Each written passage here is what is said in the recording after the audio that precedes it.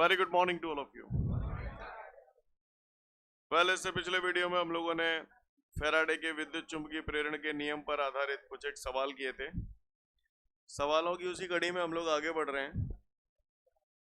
अगले क्वेश्चन में मुझसे बोल रहा है कि एक कुंडली है जिसे चुंबकीय क्षेत्र में रखा गया है, और कुंडली को जब चुंबकीय क्षेत्र में रखा गया है तो कुंडली चुंबकीय क्षेत्र में इस प्रकार रखी है कि वो चुंबकीय क्षेत्र की दिशा के लंबवत है।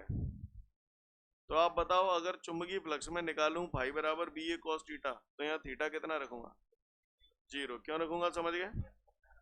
तो वो कह रहा है कि कुंडली चुंबकीय क्षेत्र की दिशा के लंबवत है और कुंडली से संबंधित जो चुंबकीय फ्लक्स है वो समय पर निर्भर करता है, और इस समीकरण के अनुसार निर्भर करता है 2t² माइनस 5t प्लस 7 मिली वेबर, है ना। इस समय के अनुसार चुंबकीय फ्लक्स समय पर निर्भर करता है। तो कह रहा है t बराबर 2 सेकंड पर, t बराबर 2 सेकंड पर प्रेरित विद्युत वाहक बल का मान ज्ञात करो। प्रश्न समझ गए? क्लियर है? E है, फाई है, t है। तो मैंने सूत्र पढ़ा है फैराडे के द्वितीय नियम के अनुसार माइनस का d phi upon d t. तो E बराबर minus d upon d t. Phi की जगह ये रख दूं 2t² माइनस 5t प्लस 7 मिली वेबर है। मिली कितना होता है? 10 की घात माइनस 3 होता है। मैं मिली को चेंज नहीं कर रहा हूं, आप करना चाहें कर भी सकते हैं, नहीं करना चाहें तो आंसर हमारा मिली में ही आ जाएगा। क्लियर है? तो मैंने चेंज नहीं किया है। तो यहां तक का नजारा क्लियर है? किसी को कोई दिक्कत? तो बस अवकलन करना आपके बाएं हाथ का खेल है। खुलवाओ, चलो जाए, पहले तो ब्रैकेट खुलवाओ। तो D upon d T 2t² minus d upon d T 5t D upon d T 7। Step समझ गए सब लोग? किसी को कोई दिक्कत? E बराबर माइनस, चलो भोत दे हो जाए 2t = 4t। सही जा रहा हूं? क्या करूं, क्या करूं? समझ गए? तो प्रेरित विद्युत वाहक बल बेटा हमारा है माइनस का 4t माइनस 5। ये आ गया प्रेरित विद्युत वाहक बल। लेकिन उसने हमसे प्रेरित विद्युत वाहक बल पूछा है t बराबर 2 सेकंड पर। तो ये t बराबर 2 सेकंड में निकालना है। तो प्रेरित विद्युत वाहक बल हम लोग निकालने हैं, कब निकालना है? जब t बराबर 2 सेकंड है। ठीक है, तो t की जगह 2 रखूंगा तो क्या हो जाएगा? समझ में आई बात? 4 दूनी 8, 8 में से 5 गए 3। तो प्रेरित विद्युत वाहक बल हमारा जो आ गया t बराबर 2 सेकंड पे कितना आ गया? 4 दूनी 8, 8 माइनस 5 3, 3 का गुणा माइनस से होगा -3। प्रेरित विद्युत वाहक बल वोल्ट में नापते हैं तो वोल्ट लिख दूं, लेकिन चूंकि हमने चुंबकीय फ्लक्स मिली में लिया था तो आंसर मिली वोल्ट। उम्मीद करता हूं आप लोग समझ गए होंगे। उतार लो फटाफट।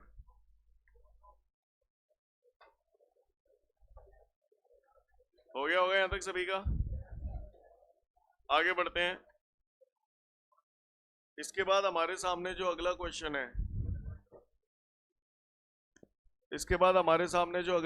है, उसमें मुझसे बोल रहा है कि एक समान चुंबकीय क्षेत्र है। क्या है ये? मैंने बढ़िया एक समान चुंबकीय क्षेत्र बना दिया।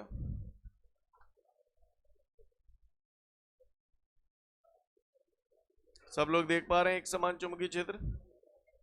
कोई मुझे बता सकता है ये जो एक समान चुंबकीय क्षेत्र मैंने बनाया है इसकी दिशा किस तरफ है? बोर्ड के तल के लंबवत अंदर की ओर। ठीक है, इसमें कोई छड़ रखी हुई है, धात्विक छड़। इस छड़ को मैंने नाम दे दिया XY। क्या नाम दे दिया? और इसकी लंबाई मैंने मान ली L है।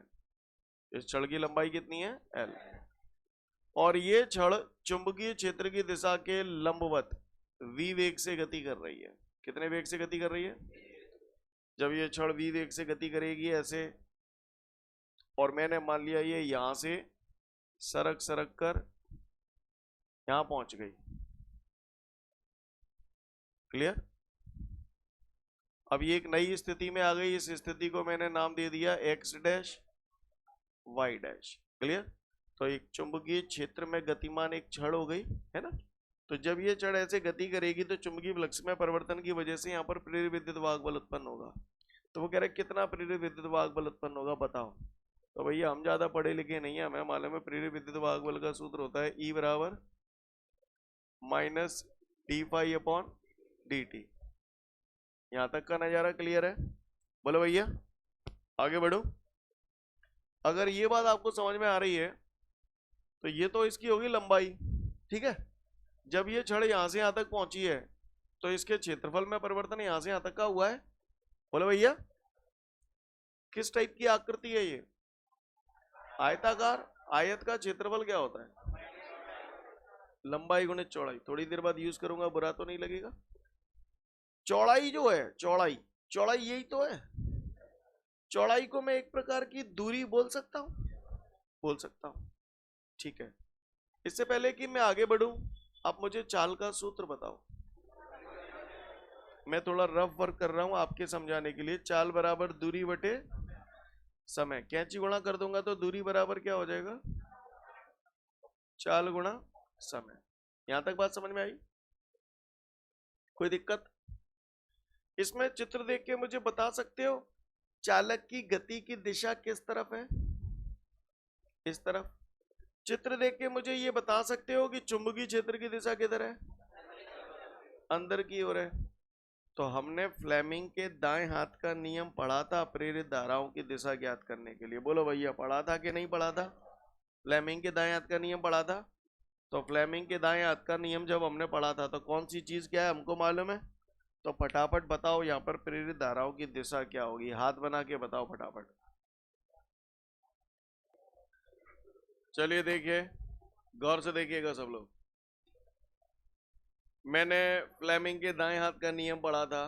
तो फ्लेमिंग के दाएं हाथ के नियम में हमने ये पढ़ा था कि हम अपने दाएं हाथ के अंगूठे, तर्जनी और मध्यिका को इस प्रकार फैलाएं कि तीनों एक दूसरे के लंबवत रहें। तब अंगूठा चालक की गति की दिशा, तर्जनी चुंबकीय क्षेत्र की दिशा को और मध्यिका प्रेरित धारा की दिशा को प्रदर्शित करते बताया था। तो मुझे दिख रहा है अंगूठा चालक की गति की दिशा को प्रदर्शित करता है। तो चालक की गति चालक है रही है तो मैं अंगूठा चालक जाना चाहिए। बोले भैया, ये गया, ठीक है। चुंबकीय क्षेत्र क्रॉस है यानी अंदर की तरफ है। मेरा चुंबकीय क्षेत्र कहाँ की तरफ दिख रहा है? कहाँ जाना चाहिए उंगली? समझ में आई बात? तो अंगूठा चालक की गति की दिशा, चुंबकीय क्षेत्र अंदर हो गया तो धारा कहाँ आई? ऊपर की तरफ। यानी प्रेरित धाराओं की जो दिशा होगी वो ऊपर की तरफ होगी। बोलो भैया, क्यों होगी ऊपर की तरफ? बात समझ में आई सभी को? तो समझ में आया ना? चलो, तो उसने मुझसे क्वेश्चन ही मेरा ये था कि जब कोई धातु की छड़ किसी चुंबकीय क्षेत्र में गति करती है तो उसके अंदर प्रेरित विद्युत वाहक बल की गणना करो। तो मैं उम्मीद करता हूँ यहाँ तक का स्टेप आपको क्लियर है, ठीक है। डी फाई बराबर हम लोगों ने बचपन में पढ़ा था B d A cos theta. बोलो भैया, डी फाई बराबर, तो ई बराबर हमारा हो गया माइनस डी फाई की जगह मैंने लिखा B d A cos theta भी लिख रहा हूँ अपॉन डी टी। यहाँ तक का सीन क्लियर है? मैंने मान लिया ये जो छड़ है, इस छड़ को यहाँ से यहाँ तक पहुँचने में ये वी वेग से गति कर रही है और यहाँ से यहाँ तक पहुँचने में इसे कुछ ना कुछ समय भी लगेगा। मैंने मान लिया इसे यहाँ से यहाँ तक पहुँचने में जो समय लग रहा है वो डी टी समय लग रहा है। कितना समय लग रहा है? डी टी समय लग रहा है।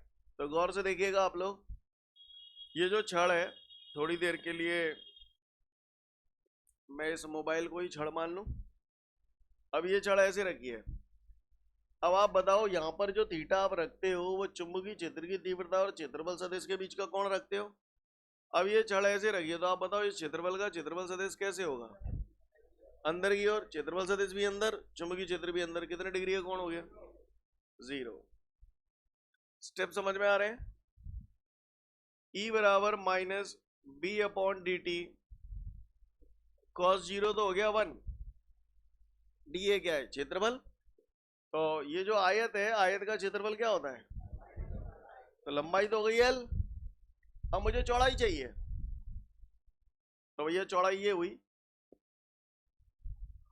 है, चौड़ाई ये हुई। तो चौड़ाई एक प्रकार की दूरी है। तो दूरी की जगह चौड़ाई लिख दूं? बोलो भैया लंबाई गुणे चौड़ाई L इंटू बी। बोलो भैया समझ में आ रहा है जो कर रहा हूं? अच्छा चौड़ाई, अब चौड़ाई दूरी है तो दूरी बराबर 4 गुणा समय होता है। तो ये चौड़ाई निकालने के लिए यानी ये दूरी निकालने के लिए मुझे 4 गुणा समय सूत्र लगाना पड़ेगा। चाल कितनी थी?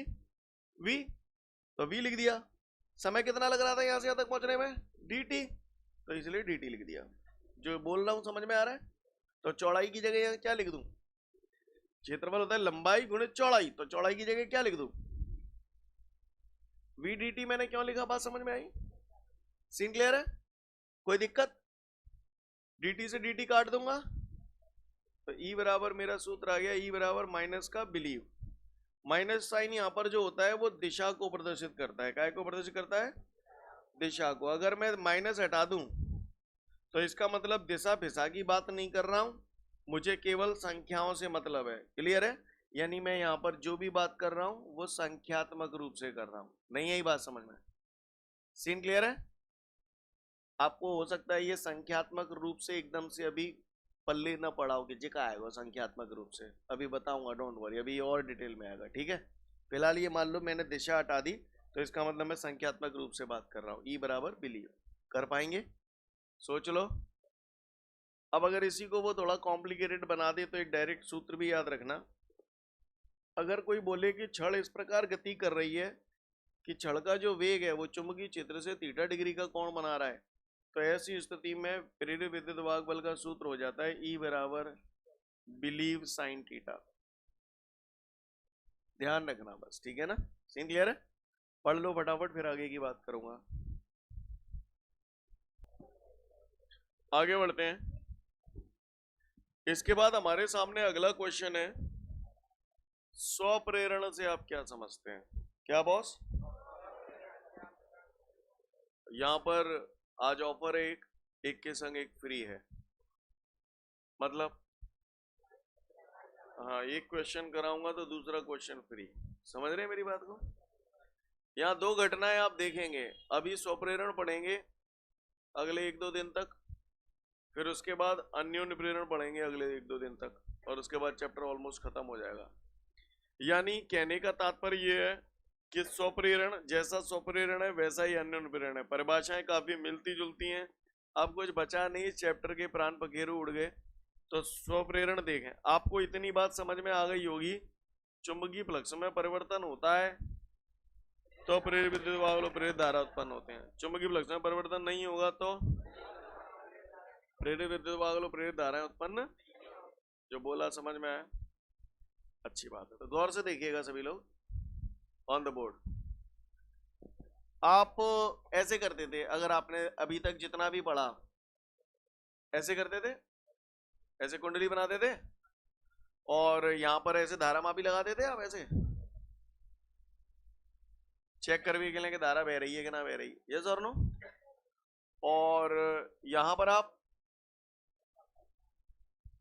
चुंबक रखते थे। आप मेरे एक सवाल का जवाब दो, चुंबक क्यों रखते थे?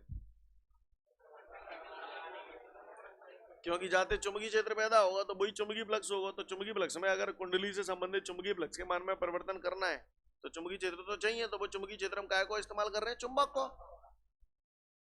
जरूरी ना ने कि हर जगह चुंबकीय क्षेत्र पैदा करने के लिए चुंबक का ही इस्तेमाल किया जाए। और सोचो ऐसा कौन सा तरीका है जिससे चुंबकीय क्षेत्र पैदा हो जाता है? हाँ समझ गए? हमने जो पढ़ी है, धारा बहा दो चुंबकीय क्षेत्र पैदा है, याद है? क्योंकि जब किसी चालक में धारा बहाते हैं तो उसके चारों ओर चुंबकीय क्षेत्र पैदा होता है। पढ़ा है? अभी तक आपने जितना भी पढ़ा विद्युत चुंबकीय प्रेरण में, जितना भी आपने पढ़ा, तुम चुंबकीय फ्लक्स में परिवर्तन करने के लिए यानी चुंबकीय क्षेत्र पैदा करने के लिए काय का इस्तेमाल कर रहे थे। अब हम जो स्वप्रेरण और अन्योन्य प्रेरण पढ़ रहे हैं, यहाँ पर हम चुंबकीय फ्लक्स में परिवर्तन करने के लिए चुंबक का इस्तेमाल नहीं कर रहे हैं। अब हम इस्तेमाल कर रहे हैं धारा का। काय का इस्तेमाल कर रहे हैं? धारा का। तो धारा बहानी पड़ेगी तभी तो चुंबकीय क्षेत्र पैदा होगा। बोलो भैया, धारा बहानी पड़ेगी तभी तो चुंबकीय क्षेत्र पैदा होगा। होगा नहीं होगा? तो गौर से देखिएगा सब लोग। अब हमने क्या किया, ये कुंडली बना दी और यहां पे हमने लगा दी बैटरी। क्लियर? बैटरी लगा दी तो यहां से धारा बहेगी, बहेगी नहीं बहेगी? बहेगी, बहेगी, धारा बह रही। अब आप बताओ, मान के चलो इस बैटरी से, ये बैटरी की औकात 5 एम्पियर तक धारा देने की है, ठीक है? आप मुझे बताना है ना, सोच समझ के जवाब देना। अभी ये खुला परपथ है, बंद परपथ है? खुला परपथ है। जब ये खुला परपथ है तो अभी धारा बहेगी या नहीं बहेगी? नहीं बहेगी, यस और नो? लेकिन अभी धारा नहीं बह रही है। अब मैं तुमसे यूं पूछूं कि इस कुंडली से संबंधित धारा कितनी है? 0 है, सही बोलना? अब मैंने बोला बैटरी की औकात 5 एम्पियर तक धारा देने की है, ठीक है? तो जैसे ही मैंने अभी ये परिपथ बंद कर दिया, जैसे ही ये परिपथ मैंने बंद कर दिया, अब धारा बहेगी कितनी? 5 एम्पियर। टिंडे पहले कितने गति? 0, बाकी बात सीधी 5 नहीं होगी। 0 1 2 3 4 5 कैसे बढ़ेगी? हालांकि इतना बढ़ने में उसे ना के बराबर समय लगेगा, लेकिन बढ़ेगी ऐसे और फिर स्थिर हो जाएगी 5 लगातार। समझ रहे हैं मेरी बात को? तो यहां पर मैं उस मूवमेंट की बात कर रहा हूं जब धारा धीरे धीरे करके बढ़ रही है। धीरे धीरे से मैं मतलब 0 1 2 3 4 5, लेकिन ये प्रोसेस होता बहुत फास्ट है, हम शायद पता भी नहीं लगा पाएंगे। क्लियर है? इतनी तेज प्रोसेस होता है। समझ रहे हैं मेरी बात को? तो धारा जब धीरे धीरे करके बढ़ेगी तो कुंडली से संबंधित धारा के मान में परिवर्तन हो रहा है लगातार। पहले 0, फिर 1, फिर 2, फिर 3, फिर 4, फिर 5। सही बोलना? तो जब कुंडली से संबंधित धारा के मान में परिवर्तन हो रहा है, धारा धीरे धीरे बढ़ रही है, तो यार मैंने ये भी पढ़ा है कि धारा प्रवाहित करती है तो चारों तरफ चुंबकीय क्षेत्र पैदा होता है। धारा बढ़ाते हैं तो चुंबकीय क्षेत्र बढ़ जाता है। चुंबकीय क्षेत्र बढ़ रहा है, इसका मतलब चुंबकीय बल रेखाएं बढ़ रही हैं। चुंबकीय बल रेखाएं बढ़ रही हैं, इसका मतलब चुंबकीय फ्लक्स बढ़ रहा है। बोले भैया, चुंबकीय बल रेखाएं बढ़ रही हैं यानी चुंबकीय फ्लक्स बढ़ रहा है। तो आप बताओ इनडायरेक्टली मैं क्या कर रहा हूं यहां पर? अगर कुंडली से संबंधित धारा के मान में परिवर्तन होता है तो कुंडली में क्या होगा? चुंबकीय फ्लक्स में परिवर्तन होगा। बोले भैया, जैसे मान के चलो भाई 0 धारा है तो कोई चुंबकीय क्षेत्र पैदा नहीं होगा, कोई चुंबकीय बल रेखा नहीं होगी।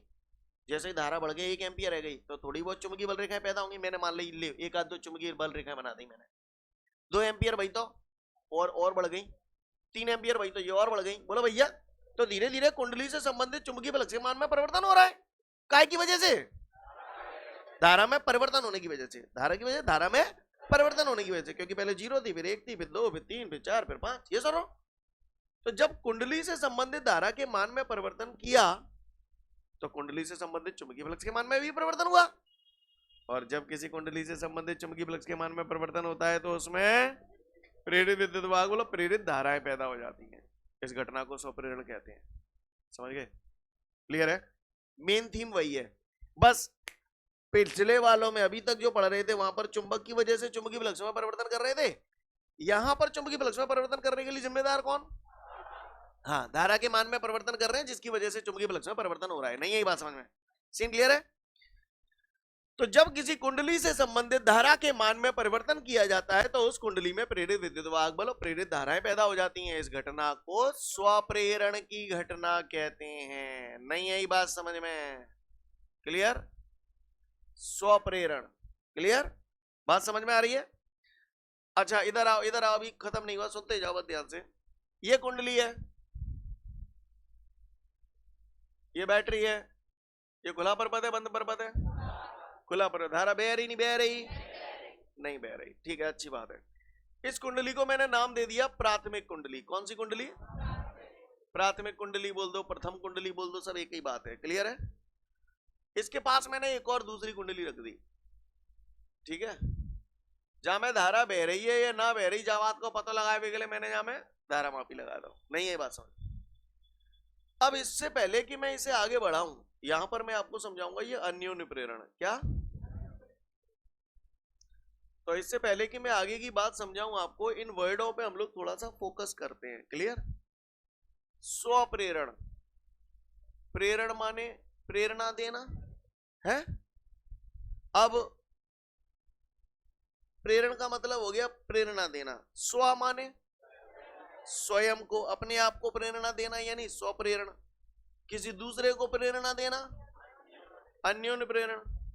मैंने किसी दिन तुम्हारी बहुत डांट लगा दी, तुमको बहुत जलील कर दिया, तुम घर गए, तुमने सोचा अरे यार सर ने मुझे इतना डांटा, मुझे मेहनत करनी चाहिए, ये मैं क्या कर रहा हूँ, मेरी जिंदगी बर्बाद हो रही है, कल से मैं रोज सुबह 4 बजे उठूंगा, बहुत मेहनत करूंगा, ये करूंगा वो करूंगा और सफल होऊंगा। ये कौन सी घटना है? कौन सी घटना है ये? स्वप्रेरणा का बुद्धि तो लगाए हुए करो कम से कम, कि बिल्कुल ही कचरा हो। कैसी कैसी घटना है ये? स्वप्रेरण। किसी दिन तुम्हारा कोई भाई अपना रिजल्ट लेके आया और रिजल्ट में फेल हो गया, तो फिर आप सोच, तू ऐसा क्यों करता है, तू पढ़ाई लिखाई किया कर, तुझे शर्म नहीं आती, तू ऐसे फेल होके आ जाता है, कल से रोज सुबह उठना और ये पढ़ना ऐसे करके। अन्योन्य प्रेरण। अन्योन्य प्रेरण में हम किसी और को प्रेरित करते हैं, स्व प्रेरण में हम अपने आप को प्रेरित करते हैं। यस और नो? बोलो भैया, जो मैं आपको बोल रहा हूँ आपको समझ में आ रहा है? मेरे को एक बात बताओ, भगवान न करे लेकिन आपके घर में आग लग गई और तुम आओ तो बर गो यानी जली गो। क्लियर? आप बताओ, जब आपके घर में आग लग गई तो सेकंड से ज्यादा टेंशन कौन है होगी? पड़ोसी है, क्योंकि अगला नंबर भाई को है। सही बोल रहा हूं? मतलब अगर आपके घर में अगर आग लग गई तो सबसे पहले फायर ब्रिगेड कौन बुलाएगा? पड़ोसी, क्योंकि पड़ोसी को सबसे ज्यादा खतरा है। यस और नो? जो बोला समझ में आया? पक्का? ओके। तो सुने गौर से, सुनो गौर से दुनिया वालों। तो आपने यहां पर देखा प्राथमिक कुंडली में, यानी आपने देखा कुंडली में धारा के मान में परिवर्तन करने पर चुंबकीय फ्लक्स में परिवर्तन हुआ। चुंबकीय फ्लक्स में परिवर्तन हुआ तो इसी कुंडली में प्रेरित विद्युत वाहक बल और प्रेरित धाराएं उत्पन्न हो जाती हैं। क्लियर है? और प्रेरित विद्युत वाहक बल और प्रेरित धाराएं उसी कारण का विरोध करती हैं जिसके कारण पैदा हुई हैं। यहाँ धारा के मान में परिवर्तन हो रहा है तो यहाँ पर प्रेरित धाराएं विपरीत दिशा में उत्पन्न हो जाएंगी, यानी धारा ऐसे बह रही है तो ये विपरीत दिशा में उत्पन्न हो जाएगी। कहानी समझ में आ रही है? क्योंकि प्रेरित धाराएं सदैव उस कारण का विरोध करती है जिसके कारण पैदा हुई है। जो बोला समझ में आया? तो किसी भी कुंडली में धारा के मान में परिवर्तन करने पर उसी कुंडली में प्रेरित विद्युत वाहक बल और प्रेरित धारा का उत्पन्न हो जाना स्वप्रेरण कहलाता है। इधर आते हैं, यही प्रोसेस अब दोबारा कर रहे हैं। अभी ये प्राथमिक कुंडली मान ली, तो ये कौन सी हो गई? द्वितीयक कुंडली। क्लियर? प्राथमिक को पी लिख दिया, सेकेंडरी को द्वितीयक लिख दिया। समझ रहे हैं मेरी बात को? अभी इस कुंडली से संबंधित धारा कितनी है? 0। जैसे ही पर्पस बंद कर दिया क्या होगा? धारा बहेगी। अभी मैंने आपको एग्जांपल दिया था, मेरे घर में आग लग गई तो मेरे घर की आग की लपटें पड़ोसी के घर पे लगेंगे। यस और नो? जितनी आग मेरे घर में लग रही है पूरी की पूरी लपटें पड़ोसी के घर पे जाएंगी। पामे तो थोड़ा बहुत हिस्सा जाओ कि बात तो ज्यादा जाएगी। हम तो चाह रहे बहुत ज्यादा जाए पर थोड़ा बहुत हिस्सा ही जा पावेगा। सही बोल रहा? तो गौर से सुनिएगा, प्राथमिक कुंडली में आपने यहाँ पर धारा के मान में परिवर्तन हुआ। कैसे हुआ? 0 1 2 3 4 5, क्योंकि बैटरी की औकात 5 एम्पीयर तक धारा देने की। अब जैसे 0 1 2 3 4 5 भाई, तो जब 0 होती तो कोई चुंबकीय बल रेखा नहीं थी। 0 तो 1 है गई तो 1 2 चुंबकीय बल रेखाएं पैदा हो गई, 2 है गई तो और ज्यादा ये चुंबकीय बल रेखा आग की लपटें, 3 4 कर गई तो नेका बगल में तो जाएंगी, सर की जाएंगी ना। बोले भैया अब यहां पर क्या हो रहा है? जीवाय कर्म जामे तो जित है ही रहे हैं, लेकिन इस कुंडली में प्राथमिक कुंडली में धारा के मान में परिवर्तन करने से इसके पास रखी द्वितीय कुंडली से संबंधित चुंबकीय फ्लक्स के मान में परिवर्तन होने लगा। और चुंबकीय फ्लक्स में परिवर्तन होने लगा तो इसके अंदर भी प्रेरित धाराएं और प्रेरित विद्युत वाहक बल पैदा हो गया। इस घटना को अन्योन्य प्रेरण की घटना कहते हैं। नहीं आई मेरी बात समझ में? तो मैं गौर से बोल रहा हूं, ध्यान से सुनिएगा। जब किसी कुंडली से संबंधित धारा के मान में परिवर्तन किया जाता है तो उसी कुंडली में प्रेरित विद्युत वाहक बल प्रेरित धारा का उत्पन्न होना स्वप्रेरण कहलाता है। और जब किसी एक कुंडली में धारा के मान में परिवर्तन करने पर उसके पास रखी दूसरी कुंडली में प्रेरित विद्युत प्रवाह प्रेरित धारा उत्पन्न हो जाती है, तो इस घटना को अन्योन प्रेरण की घटना कहते हैं। जो मैंने बोला समझ में आया? क्लियर है? थोड़ा और डिटेल में बोलना है तो ऐसे बोल दो, जब किसी कुंडली में धारा के मान में परिवर्तन करते हैं तो उसी कुंडली से संबंधित चुंबकीय फ्लक्स के मान में परिवर्तन हो जाता है, जिसकी वजह से उस कुंडली में प्रेरित विद्युत प्रवाह प्रेरित धारा उत्पन्न हो जाती है। इस घटना को स्वप्रेरण कहते हैं। बात समझ में आ रही है? इसी तरीके से इसमें जब किसी प्राथमिक कुंडली में धारा के मान में परिवर्तन किया जाता है तो दूसरी कुंडली से संबंधित चुंबकीय फ्लक्स के मान में परिवर्तन हो जाता है, जिसकी वजह से उसमें प्रेरित विद्युत प्रवाह प्रेरित धाराएं उत्पन्न हो जाती हैं। इस घटना को अन्योन प्रेरण की घटना कहते हैं। जो बोला समझ में आया? सीन क्लियर है सभी को? तो सबसे पहले तो आप स्वप्रेरण की परिभाषा पढ़ो। स्वप्रेरण, तो इसके 1-2 पेज बाद अन्योन प्रेरण की परिभाषा लिखी है, वो भी पढ़ना, आप लोग समझ जाओगे अन्योन प्रेरण से आप क्या समझते हैं। तो आगे बढ़ो, अब आ जाओ वापस जहां थे, स्वप्रेरण से आप क्या समझते हैं। क्लियर?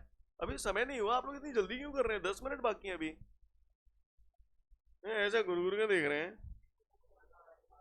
चला चला इधर। स्वप्रेरण समझ में आया?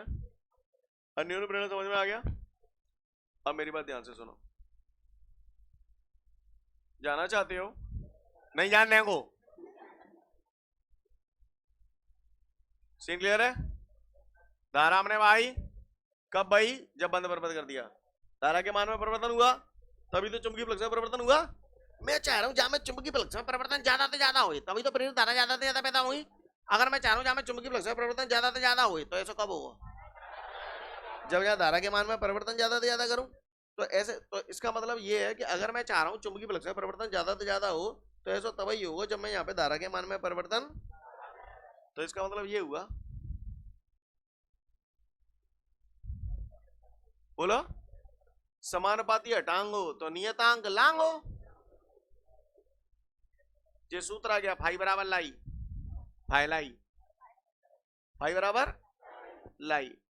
एल यहाँ समानुपाती नियतांक है जिसे कुंडली का स्वप्रेरकत्व कहा जाता है, या हम इसे स्वप्रेरण गुणांक भी बोलते हैं। क्या बोलते हैं? क्या बोलते हैं?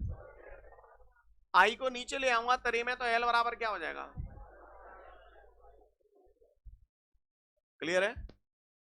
फिर से बोल रहा हूं, एल यहां पर एक समानुपाती नियतांक है जिसे हम लोग स्वप्रेरण गुणांक कहते हैं या फिर कुंडली का स्वप्रेरकत्व कहते हैं। क्लियर? स्वप्रेरकत्व बोल दो चाहे स्वप्रेरण गुणांक बोल दो, बात एक ही है। क्लियर? परिभाषा बनानी है। क्या बनानी है? परिभाषा। तो आ जाओ बनाए परिभाषा। किसी भी परिभाषा को बनाने के लिए चीजों को क्या मान लिया करते हैं? आई बराबर 1 एम्पियर मान लिया तो एल बराबर कितने की जाएगी भाई? बोलो भाई है? तो किसी कुंडली में 1 एम्पियर की धारा प्रवाहित करने पर, किसी कुंडली में 1 एम्पियर की धारा प्रवाहित करने पर उस कुंडली से संबंधित चुंबकीय फ्लक्स का मान स्वप्रेरण गुणांक के बराबर होता है। या किसी कुंडली का स्वप्रेरण गुणांक कुंडली से संबंधित उस चुंबकीय फ्लक्स के बराबर होता है जो कुंडली में 1 एम्पियर की धारा प्रवाहित करने पर उत्पन्न होता है। नहीं है बस में, चाहे जैसे बोल दो, बात एक ही है। हाँ, किसी कुंडली में 1 एम्पियर की धारा प्रवाहित करने पर कुंडली से संबंधित चुंबकीय फ्लक्स को स्वप्रेरण गुणांक कहते हैं। नहीं आई? पक्का? पक्का बोल लोगे? किसी पट्टे ने मुझसे, चलो रहने दो, अब तुम ज्यादा मूड ना आने तुम्हारा। क्लियर? कल मैं यहीं से शुरू करेंगे स्वप्रेरण गुणांक से, ठीक है? चलो आज निकल लो, अगले वीडियो में फिर मिलेंगे। जय हिंद।